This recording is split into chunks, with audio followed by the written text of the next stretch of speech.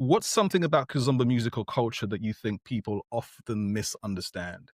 We've talked a bit about Afrobeats as well, but especially outside of Africa, is there anything that you think people misunderstand about Kizomba? I think now that Kizomba is globalized, I think a lot of people think that, and there's this divide now. There's the traditional Kizomba and Kiz, as they call it, for urban Kiz lovers and the younger generation. I think that they feel that Kizomba is for older people or for older folks that are listening to it, and therefore it's not cool if you listen to a Pulse Flores or to a Grace Evora or artists of that caliber, right? I often think that some years are not ready for that music, and that's fine.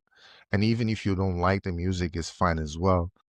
I just think it's a shame that folks sometimes don't take the time to really discover those artists, but that's the way it goes. I mean, you can't force people's taste in music or anything like that, unfortunately. But that's also part of our job as DJs to expose folks to as much of this music as possible, and in a way that I think that they can appreciate. I think that a lot of times what people are missing is the context, right?